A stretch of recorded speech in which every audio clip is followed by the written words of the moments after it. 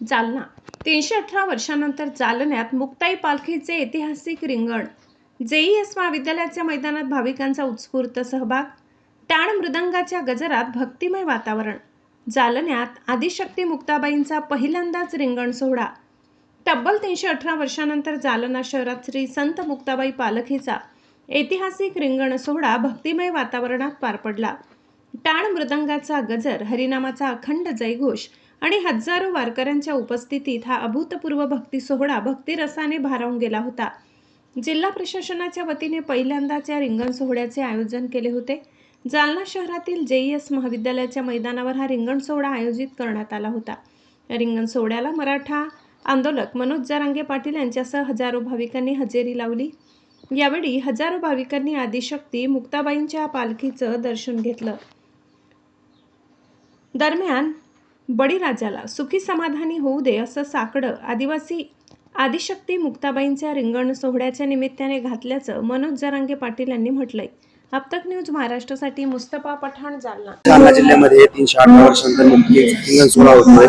तुम्ही उपस्थित होतात, भक्तिमय वातावरण खूप जालना जिल्ह्याचं भाग्य म्हणावं लागेल की आपल्याला संत मुक्ताबाईंच्या पालखीच्या सोहळ्याचं रिंगण हे 300-325 वर्षानंतर पहिल्यांदा होतंय।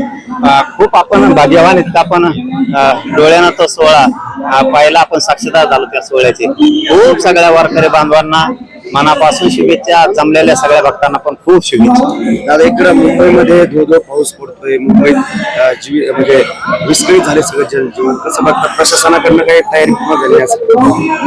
तिकडेच पाऊस पडतो, इकडे पडा ना, इकडे जनजीवन विस्कळीत व्हायना, काहीच व्हायना। तिकडे डांबरीवर पडतोय, तिथं वावर नाही, फेवर नाही, काही नाही, ते डांबरीवर पडायला लगेच डांबरीत पाणी होत आहे। तिथं पाऊस आम्हाला पाहिजे, ग्रामीण महाराष्ट्राला पाऊस पाहिजे, सुख समृद्धी आमच्या शेतकऱ्यांना मिळाली पाहिजे। आता तिकडचं पाणी रोजच बघत होतं, त्यांच्या सुविधा तरी काय करा, त्यांचं त्यांना कळत नाही। पाणी साचून घेऊ नये का, त्यांच्यावर आम्हीच बोलायचं, आमच्या शेतकऱ्यावर आम्हीच बोलायचं। आमची फजी चालली मारण्याची इकडं, आम्हाला पावसाची लई गरज आहे। गावात गटारीत पडून झाडं पडून मृत्यू होत आहेत लोकांची। मी आता तेच म्हणलं का, आता काय सरकारनं जर लक्ष दिलं तर असं दुर्घटना होत नाही, त्याच्यात गोरगरिबांचा जीव जात नाही। श्रीमंताचा मॅन हॉल मध्ये किंवा कुठल्या झाड पडून श्रीमंताचा कधीच होत नाही। गरीब लोक लोकलने वागतायत, पायी चालतायत, गाडी रिक्षाने जातायत, बळी जातो आमचा गरिबांचा। याची दक्षता घेण्याचं काम हे सरकारचं आहे। परंतु काय नाही, ते काय कोणी मेलं तरी त्याची किंमत त्यांनी ठरवलेली। माणूस मेला याची वेदना त्यांना नाही, त्यांनी एक किंमत ठरवलेली। शेतकऱ्यांना आत्महत्या केली की 1.5 लाख रुपये द्यायची, एक जीवाची त्यांनी किंमत केलेली।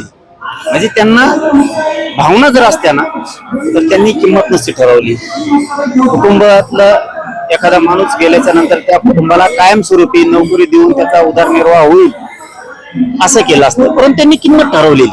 म्हणजे लोकांनी समजून घेतलं पाहिजे, सरकारजवळ आपली किंमत शून्य आहे।